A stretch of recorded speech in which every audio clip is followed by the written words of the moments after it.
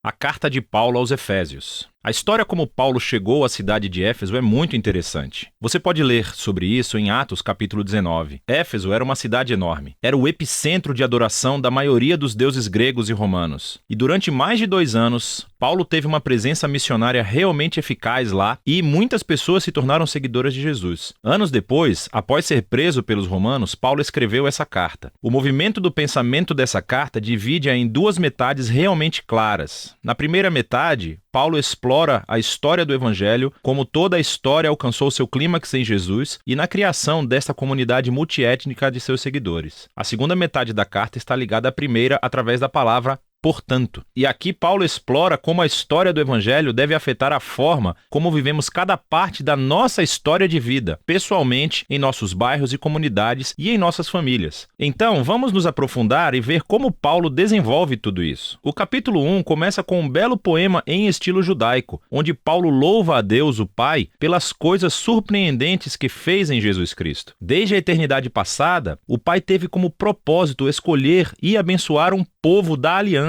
Pense aqui na família de Abraão, em Gênesis, capítulo 12, versículos 1 a 3. E agora, através de Jesus, qualquer pessoa pode ser adotada nessa família. A morte de Jesus cobre os nossos piores pecados, os nossos piores fracassos, e em Jesus encontramos a graça de Deus. Na verdade, Paulo diz que essa graça abriu um modo totalmente novo de entendermos cada parte de nossas vidas. Ele diz no capítulo 1, verso 10, que o propósito de Deus era unificar todas as coisas no céu e na terra sob Cristo, que é um título que significa Messias. O plano de Deus sempre foi ter uma enorme família de seres humanos restaurados, unidos em Jesus, o Messias. Esse propósito divino se tornou claro, diz Paulo, quando fomos primeiramente transformados naquela família. E aqui ele está se referindo aos judeus étnicos e à família de Abraão. Mas então Paulo fala sobre vocês, e aqui ele quer dizer não judeus. Todos vocês ouviram sobre Jesus e a salvação através dele, e foram trazidos para essa família pela obra do Espírito Santo. E assim, aqui, ele está se referindo aos eventos relatados nas histórias dos Atos, sobre como o Espírito de Deus reuniu judeus e não judeus em uma única família em Jesus, tal como Deus prometeu a Abraão há muito tempo atrás. Note também como, nesse poema, Paulo começa falando sobre Deus o Pai, e depois sobre Jesus o Filho, e aqui no final sobre o Espírito. Os 3 trabalham juntos quando Paulo conta a história do Evangelho. É muito legal. Depois do poema, Paulo responde com uma oração. Ele ora para que esses seguidores de Jesus não apenas conheçam, mas experimentem pessoalmente o poder do Evangelho. Que eles sejam energizados pelo mesmo poder que ressuscitou Jesus dos mortos e o colocou como a cabeça exaltada de todo o mundo. Agora, no capítulo 2, Paulo retrocede e desenvolve algumas ideias-chave do poema do capítulo 1, especialmente sobre a graça de Deus e essa nova família multiétnica de Jesus. Ele começa recontando a história de como esses cristãos não-judeus conheceram Jesus. Antes de ouvir sobre Jesus, eles estavam fisicamente vivos, mas estavam espiritualmente mortos. Eles estavam presos em uma vida de egoísmo e sem propósito, e estavam sendo enganados pelas forças espirituais do mal. Mas, surpreendentemente, Deus, em seu grande amor e misericórdia, os salvou. Ele perdoou todos os seus pecados e juntou às suas vidas a vida de ressurreição de Jesus, e ele também os trouxe de volta à vida. E agora, tendo sido criados como novos seres humanos através de Jesus, eles têm a alegria de descobrir todos os novos chamados, propósitos e tarefas que Deus colocou diante deles. Eles não só foram presenteados com a graça de Deus, como também foram convidados para uma nova família. Antes de ouvir sobre Jesus, esses não-judeus não estavam apenas afastados de Deus, eles estavam separados do seu povo da aliança, da família de Abraão. E por uma razão muito prática, os mandamentos da aliança do Sinai formavam uma linha divisória ao redor dessa família. Eles eram como uma barreira que mantinha a maioria dos não-judeus afastados. Mas em Jesus, as leis da Torá foram cumpridas e a barreira foi removida. Os 2 grupos étnicos se tornam, como Paulo afirma, uma nova humanidade unificada, capaz de viver em paz. Então, Paulo continua no capítulo 3 a se maravilhar com o papel único que ele teve de espalhar essa boa notícia para o povo não-judeu. E mesmo estando na prisão, ele agradece a Deus pela chance que teve de ver essa família da aliança crescer tanto. Então, Paulo termina a primeira metade da carta com outra oração. Dessa vez, ele ora para que os seguidores de Jesus sejam fortalecidos pelo Espírito de Deus para simplesmente compreender e entender o amor que Cristo tem pelo seu povo. A segunda metade da carta começa com Paulo mudando de ritmo, e ele começa a desafiar o leitor a responder à história do Evangelho pela maneira como vive a sua própria história de vida. Então ele começa no capítulo 4 com a vida cotidiana da igreja. A igreja é uma grande família com muitos tipos diferentes de pessoas, mas ele enfatiza que eles são um, e um é a palavra-chave nesse capítulo. Eles são um corpo que é unificado por um espírito. Eles têm um só Senhor com uma fé. Eles têm um batismo. Eles acreditam em um Deus. Isso é muita união. No entanto, diz Paulo, a unidade não é a mesma coisa que uniformidade. Ele continua a explorar como a nova família de Jesus consiste em muitos tipos de pessoas muito diferentes, mas todos são capacitados pelo único Espírito Santo, cada um usando seus talentos e paixões únicas para servir e amar uns aos outros e para edificar a igreja. E aqui ele usa duas metáforas muito legais. Uma é a construção da igreja como um novo templo, e a segunda é que todos estão se tornando uma nova humanidade, com Jesus como a cabeça. E essa nova humanidade é uma metáfora que ele vai usar nos próximos capítulos. Paulo desafia todo cristão a retirar a sua velha humanidade como um conjunto de roupas velhas e a revestir-se de sua nova humanidade na qual a imagem de Deus está sendo restaurada. E ele então segue para essa longa sessão onde ele compara a humanidade nova e velha. Então, em vez de mentir, novos humanos falam a verdade. Em vez de guardar raiva, eles resolvem seus conflitos pacificamente. Em vez de roubar, os novos seres humanos são generosos. Em vez de fofocar, eles encorajam as pessoas com suas palavras. Em vez de se vingar, os novos seres humanos perdoam. Em vez de gratificar todo o impulso sexual, os novos seres humanos cultivam o autocontrole de seus desejos corporais. Em vez de ficar bêbados, os novos seres humanos vivem sob a influência do Espírito de Deus. E ele explica como era essa influência